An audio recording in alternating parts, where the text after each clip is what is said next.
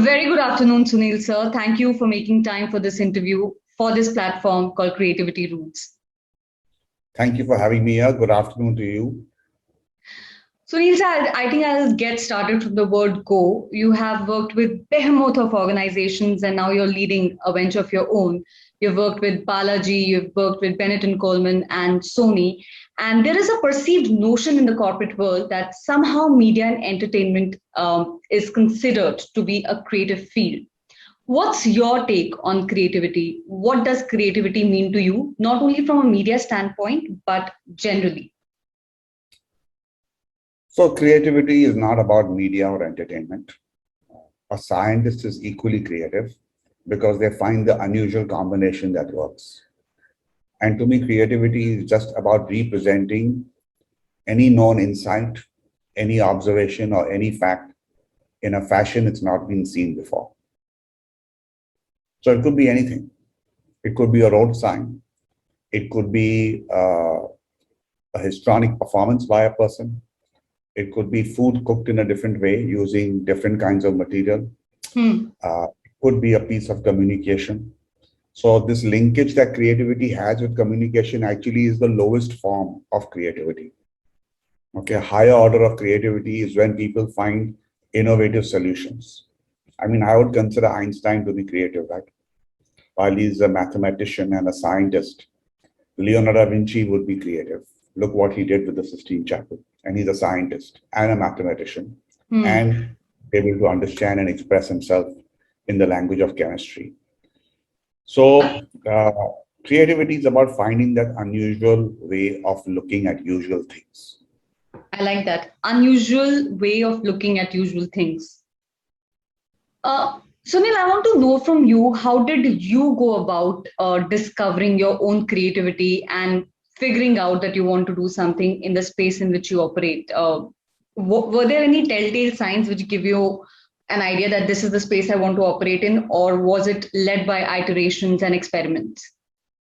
So first of all, a disclosure, I never said I am creative, you said I am creative. So 2 minutes, I'm accepting without challenge. I like that caveat. One notion, okay? Now, creativity is nothing but you're the toothpaste at the end of the toothpaste tube and you're being squeezed. So usually circumstances which push you really hard make people creative. Otherwise, there is no need to do the unusual or to think of the unusual.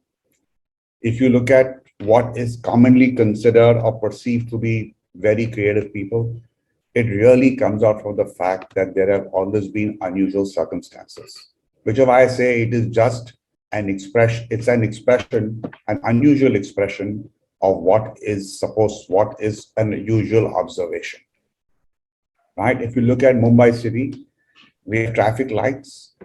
Red means stop and green means go. And some of our traffic lights now stretch all over the lampposts and all over the signal, right? So you can see them from really very, very far. Far, yeah. Right? And that, I think, is an expression of creativity. Edward de Bono was once given a problem to solve that in a very tall skyscraper in New York, there was always a queue of people wanting to go into the elevator. And the people would be very upset because, they found that the elevator took so long. There were a lot of complaints from the tenant. So the landlord of the building approached Edward de Bono, how do we solve the problem? Charged a good fee. But he just said, okay, give me a week. And he installed mirrors in the lobby. And all the men and women spend those few 10 minutes instead of waiting and cribbing, admiring themselves in the mirror and admiring others in the mirror, right? That's a creative solution. It was a very simple observation, just unusual, right? So I think that's what creativity is. It's always finding some way to present what was an obvious and usual in an unusual fashion that surprises you, doesn't shock you. It resolves or solves a conflict. It creates, hopefully, a solution which may be commercially very successful or could be a very successful way to learn if you're studying a particular program, or a very successful way to make impression on people. Some people will dress up with vibrant colors so that they are seen as being creative, and some will be in sober colors, but it's the manner in which they speak and what they speak that somebody says, I never thought this person was either so funny or so creative or so interesting or so unusual. Because perception makes us see things in the fashion we are conditioned to see it. And the more we see it, the more our perception gets stronger. But the second we see something differently, we call it a creative solution. But it's only a change in the lens of our perception. So, Sunil, to your point, you said, like, I see you as creative. The reason I said that is when we met in that workshop, you presented certain insights, which really pivoted the entire angle of our conversation when you brought in the ideas of storytellers and you had your perspectives in terms of regional content and others.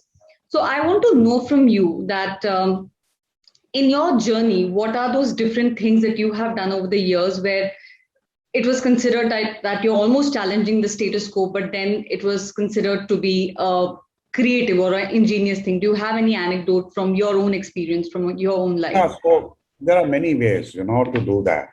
Like I say, I don't believe in challenging the status quo. I believe in changing your status quo. If I have to convince you and you're the receiver of that information, why should I change the status quo of a spoon or a fork or a pen, right? I will just make you believe the unusual thing in front of you. There was a music channel that I was involved with. It was called MTV.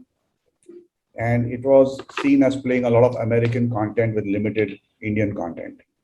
Its main competitor channel called Channel V was playing Indian content, but it played also international content, and it played it in buckets, in silos, 30 minutes Indian, 30 minutes international, right?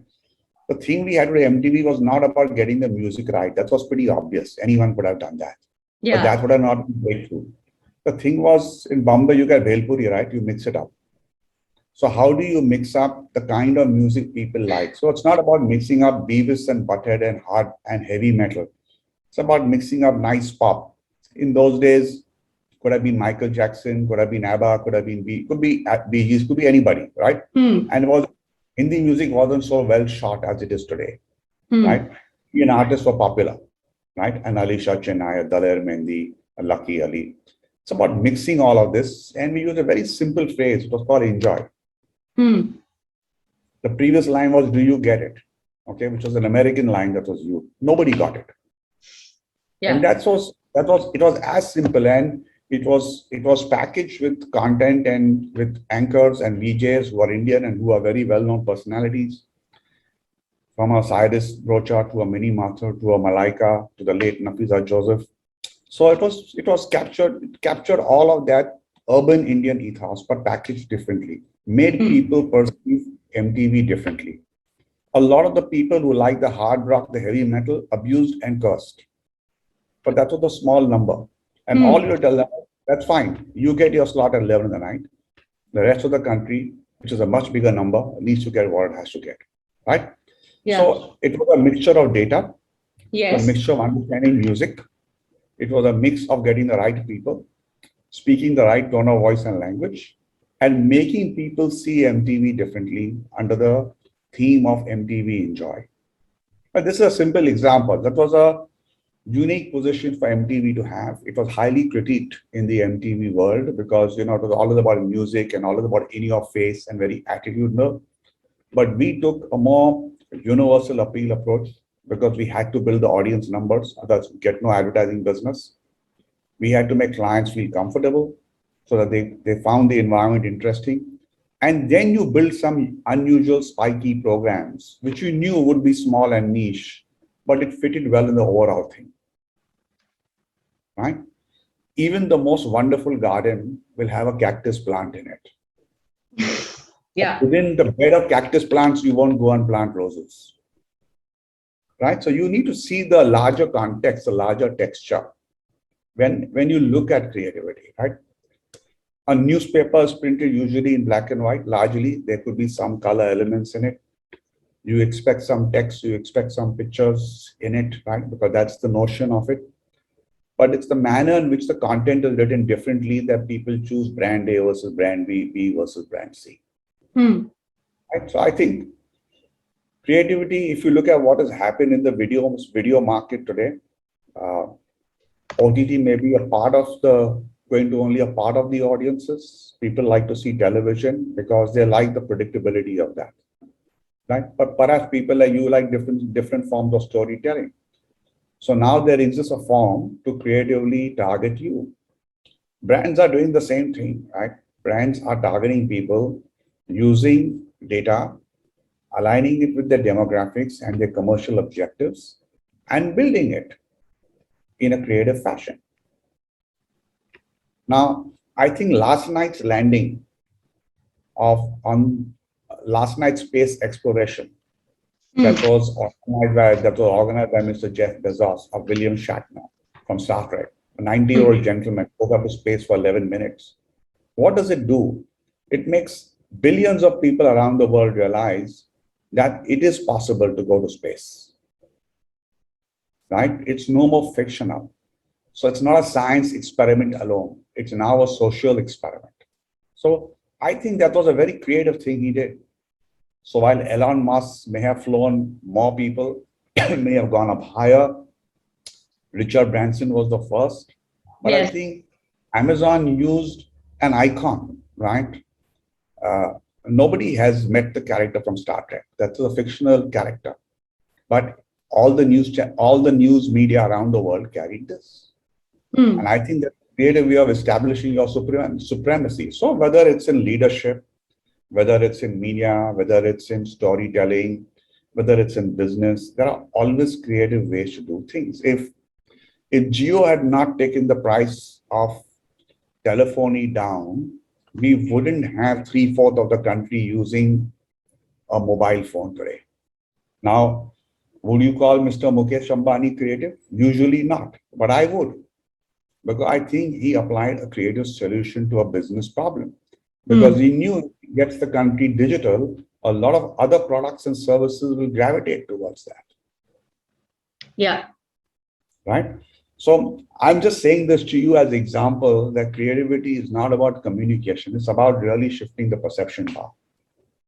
Sunil, is there any telltale signs that creative people demonstrate which gives you an idea that this person has makings of being creative?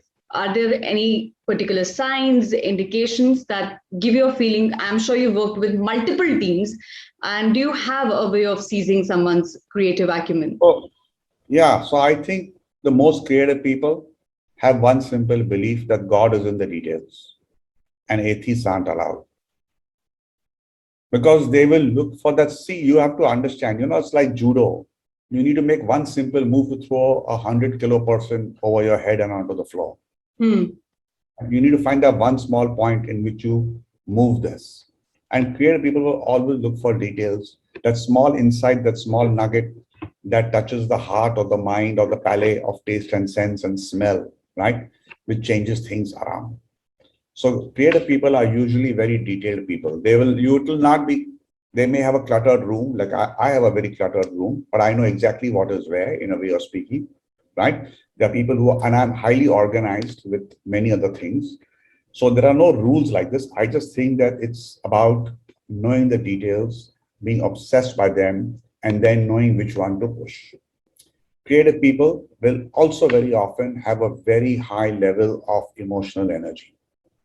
What does that mean? It means it's not about sociability. Sociability is my meeting you and talking to you and, engaging you, but is really understanding your emotional state at that point of time. If you come to me with a problem and you're agitated versus you come to me with a problem and you're excited versus you come to me with a problem when you're desperate. There are three different energy levels here. Could you Right? repeat desperate? No, they're just three examples. Okay. You Okay. could come to me with a problem and you could be very excited because you're very happy and Yeah. you're on the next, you've been identified to go on the next rocket with Richard Branson. It just cost 250,000 US dollars, and you may not have $250,000 in your pocket at that particular time, but you're very excited, right? So we need to find a solution to raise $250,000 for you, right? Okay, that's excited. It may be desperate. All your clients have stopped paying you for whatsoever reason. Your bank account's been hacked, and your employees are going to go away. And there's desperation. right? Because you need to pay your team members. Yes.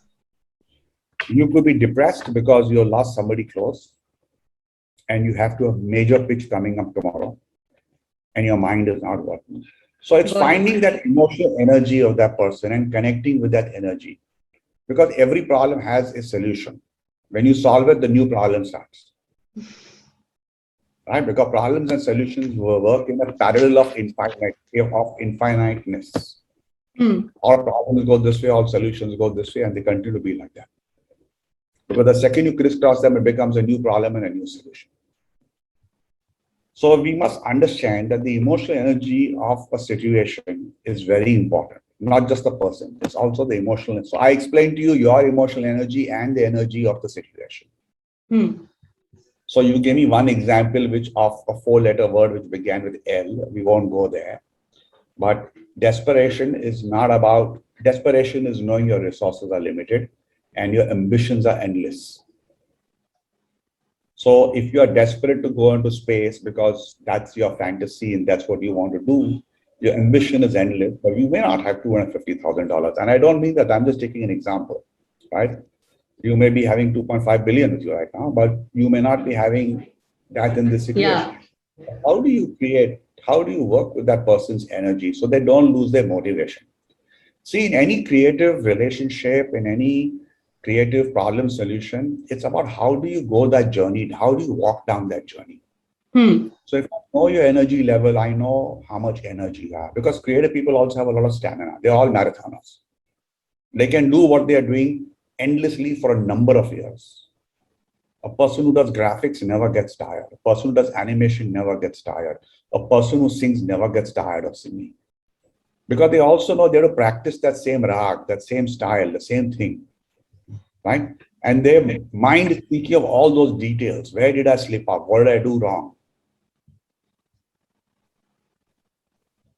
So I like to run, and therefore the second when my foot hits the road and the sound is unusual, I get alarmed. Am I dragging my feet? Am I tiring? Did I not see the pothole? A simple thing. I won't fall. I know that. But because I have an ambition to run better, I have an aspiration. My limitation is my age and my physical strength, which is against me. So I have to make the most of that to run the longest or run the fastest or run the best that I can, right? So you have to find creative solutions, largely speaking. So we all need resources, right? Resource is not a solution. If I gave you $250,000, but it's not in your aspiration to go into space. Yeah. You'll go there and maybe blow it up at the high street of Paris. Possible, right? And said, I'm going to do that.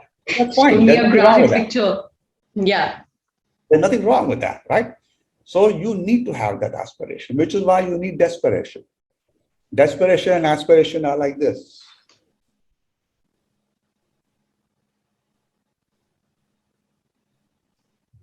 Sunil, you said a very interesting thing. You said that creative people can do a singular thing endlessly and they not get bored. So are you saying that somehow creativity is also linked to a set routine? Because sometimes routine gets misconstrued by doing the same thing daily and not creating anything innovative or ingenious because you're doing practically the same thing on the daily basis. So what did you mean by... Every good creative person knows I'm going to get beaten by the next person in 5 minutes. So how do I last my craft? I perfect my craft. I make it work. I excel at it. I become very good at what I do. And because I become very good at what I do, I sharpen my creativity. See, there is an outward expression of creativity. If you paint, you draw, you sing, you perform, that's the outward expression. Yeah. But if you think about it, it comes from an inward, having that desperation, aspiration sitting inside you, having a problem and a solution sitting with you, right?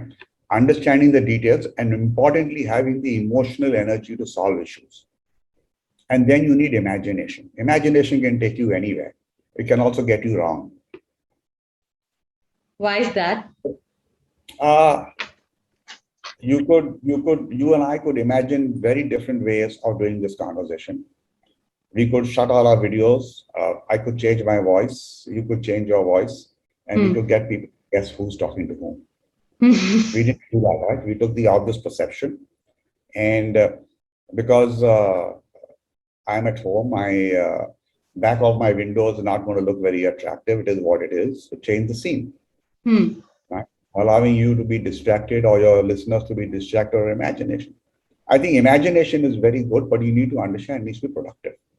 It needs to be channelized. So creative people practice that, drawing a line, right? You see Mahatma Gandhi's profile, it's always drawn with the back of his head in a particular circle, and there are two concentrations. It's never been changed, right? Or he's with a stick, slightly bent, because that's how he was, right? Because of age. But you see, that sticks out. And somebody who saw that, then Gandhi himself, I'm quite sure, approved it, because Gandhi was a very creative person, right? If he hadn't uttered those two words, quit India, we'll still be flying the Union Jack. So I think that we have to give him his gold standard of creativity, because he found unusual ways to do things. I will walk. I will not eat salt. We'll move the salt out, right? I'll protest. I won't eat food. Very unusual ways of protesting, right? Yeah. While the world was separate, trying to figure out what the geography of Indian map was, his emotional energy said, let it be, things will settle.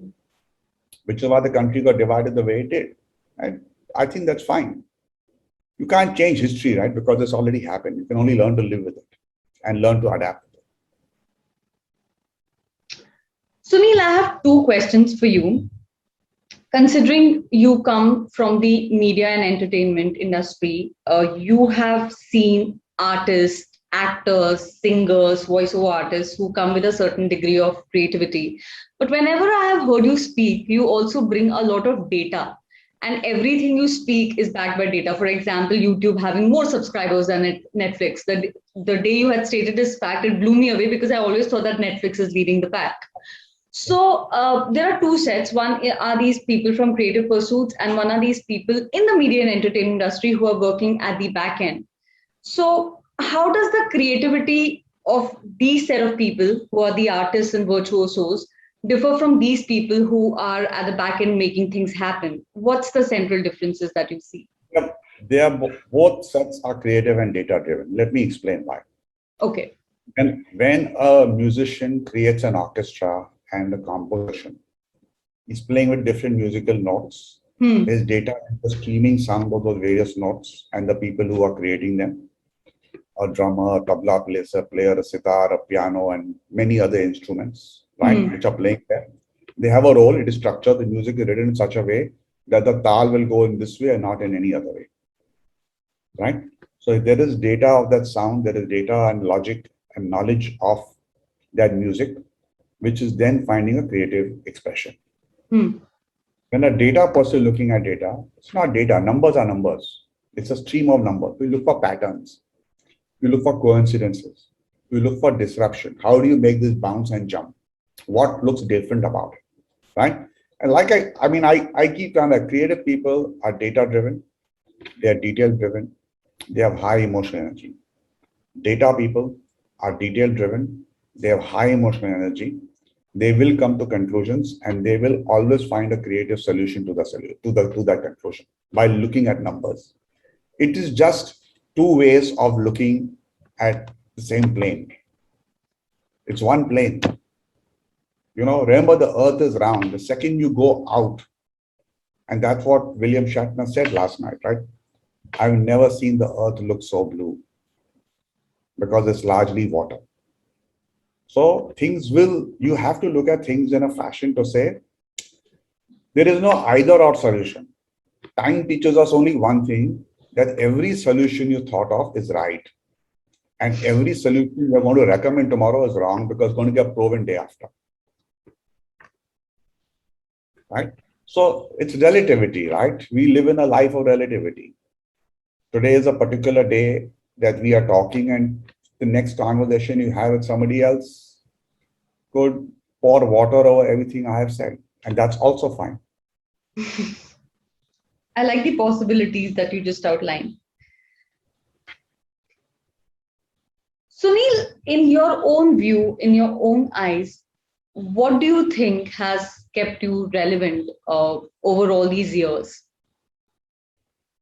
I don't know whether I am relevant or no. I am very confident that Hmm. I will stay with things that I know of. Hmm. I will be curious enough to learn and discover, Hmm.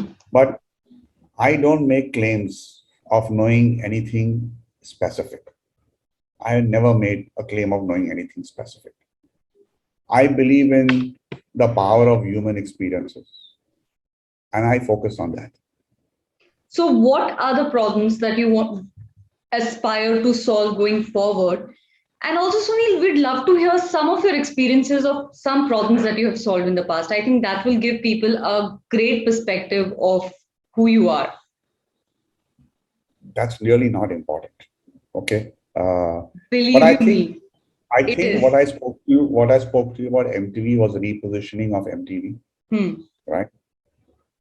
I will give you uh, two other anecdotes, maybe.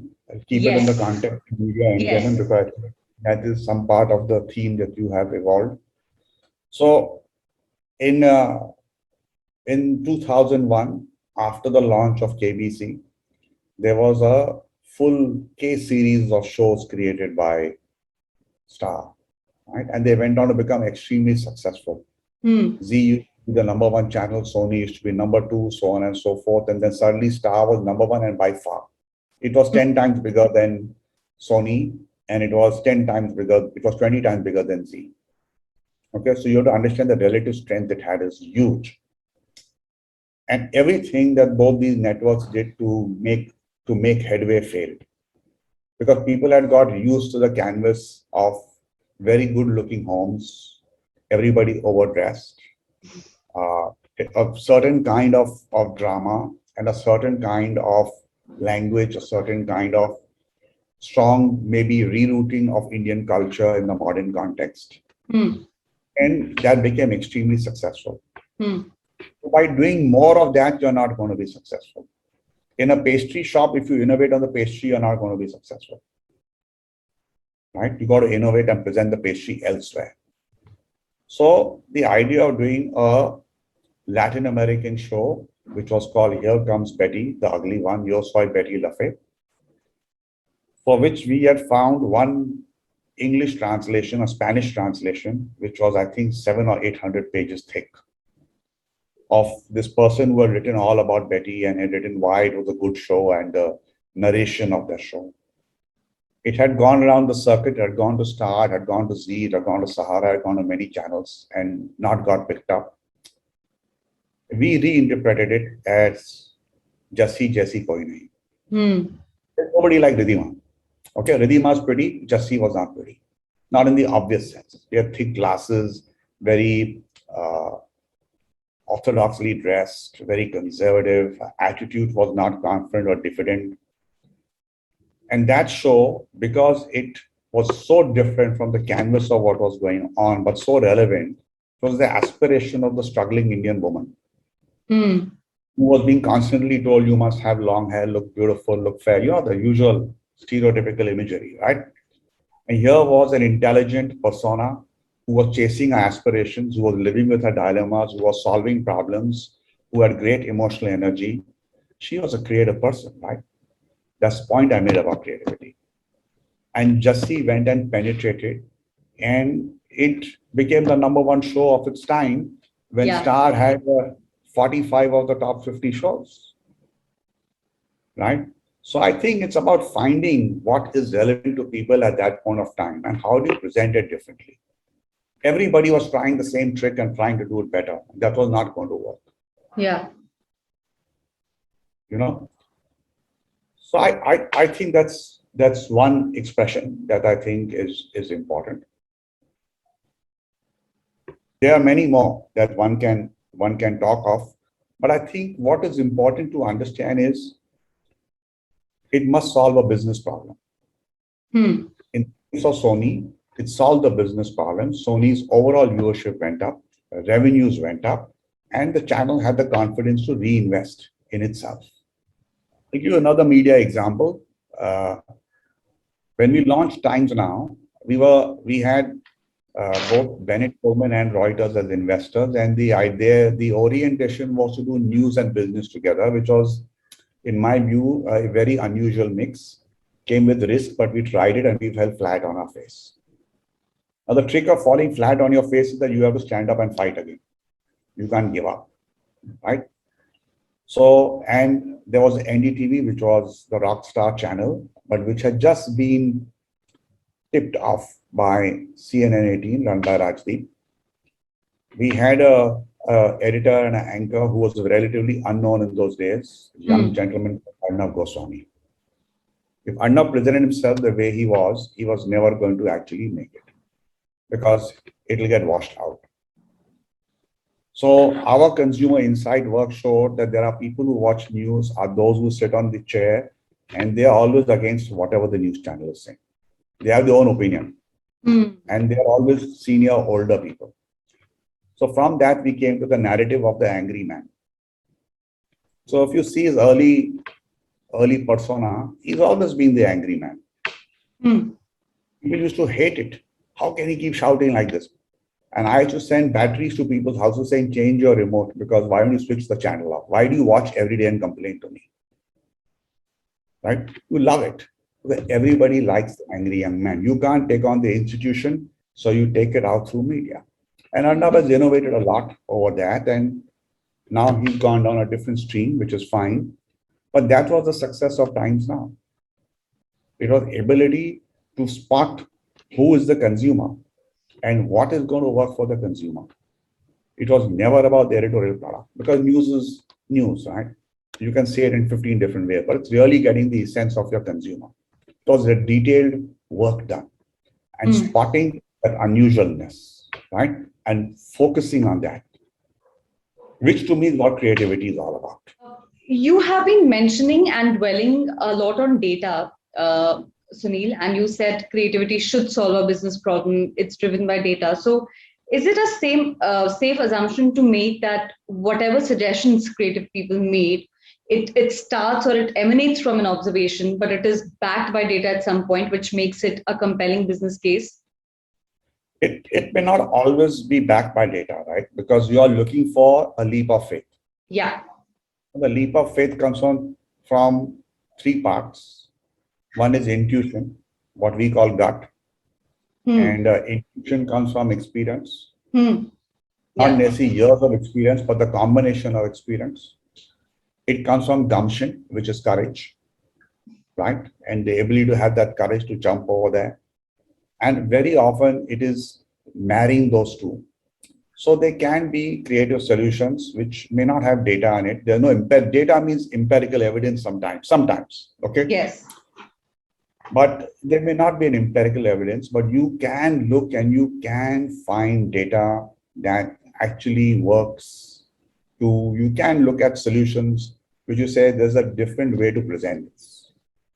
And so coming back, I said it's about finding the unusual way to solve the usual problem.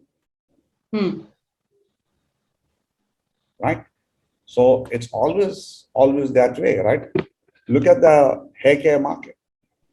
Women use shampoos, conditioners, hair color, hair oils, creams, whatever. Then they used hair dryers till somebody comes with one which just takes a minute to dry your hair because of the way they have packaged the heat coils in the electrical circuit. It blows out a lot more precise amount of heat so you can actually focus on the strands that are wet. The brand is called Dyson, right? Very powerful system. Solves the problem faster. It's 3 times more expensive, but it solves the problem 5 times better. So I think it's about looking and saying, what is it that we need to resolve for? It's not always data. Sometimes it is the ability to have that intuition and that gumption together, often called foresight, sometimes just called imagination, right? Sometimes called innovation. I think we create a lot of terms to express ourselves. Yeah. That was the second last question. Okay. The last question, which will have a and in between, Sunil, is what problem are you passionate to solve here on in your journey? And how can people discover their creative spark? That's my last question. So how can people discover their creative spark is everybody has one. Think about it yourself and don't benchmark it to somebody else. That's a very good point. You know, Ridhima is more creative than me. Lata Mangeshkar is more creative than Ridhima. Michael Jackson was more creative than Lata Mangeshkar. So on and so forth. Right? Don't try and solve the comparison problem. Look within yourself, and you will find it every single day. So think of the problems you have. Think of what you want to achieve that day. You will find the solutions. Not finding the solution is called laziness. There may be resource constraints. Those are then called benchmarking your aspirations to what you can achieve. If you're 5'2" and you want to jump a 8 foot high or 10 foot high pole, you need a pole vault. You are not going to be able to do it otherwise. Right? If you are 6'6" and you want to go through a small narrow dwarf tunnel, you should not suffer from any phobias of closed spaces. Otherwise, you're going to suffocate. So that's what I'm saying. You've got to understand where your resources are. I think I would like to see, if I had to solve a problem, I had a magic wand to do that. I like to spend my time in trying to spread a more equitable and simpler way to educate the future generations. It's not about 2 into 2 into equal to 4. It is not A, B, C, D, E. It is education which is wholesome, which is well-rounded. If a kid likes astronomy, teach him astronomy or teach her astronomy when the child is 6 years old. Don't wait till the child is 18 years old and has lost interest. If a kid likes to cook, put them in the kitchen at 8 years old when they can do it, but keep them away from the hazards of fire so they don't like it. Allow them to experiment, right? Do not criticize their food. Learn to eat it and learn to encourage them to make nutritious food. So I think I'd like to spend my time and energy, and I do spend some of my time and energy in wholesome, overall, holistic development of the future generation. And I do a number of things for that. Would you care enough to share a few things with us in the last 2 minutes? I support my wife's NGO, which is in the same field of wholesome awareness, right? Civic awareness. I'm nurturing a startup, which is exactly in this space of being able to develop people. And I like to put my energy to help kids and mentors, the wrong word, but encourage them to solve their own problems.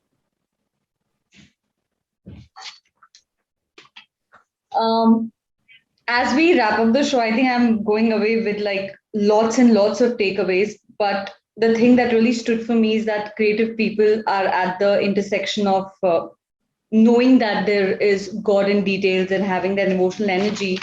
And you said a very interesting point on leap of faith being an amalgamation of gut, intuition, and courage. So I think these are the two major takeaways that I'm taking away from this conversation. As we wrap up, Sunil, I just want a message from you in terms of, whenever we are taking the leap of faith that you just spoke about, there are a lot of people around you who will try to pull you down. How do you manage your emotional agility at that time when you are experimenting with a new idea? And it's everywhere. It's in the corporate world, it's with entrepreneurs, it's with freelancers. So how do you keep that emotional agility intact, according to you, Sunil? And I promise I'll wrap up the show after that. Stay deaf. I was going to say, what did you say? But the answer is stay deaf. Don't listen to them. All right. Sunil, thank you so much for making time for this conversation.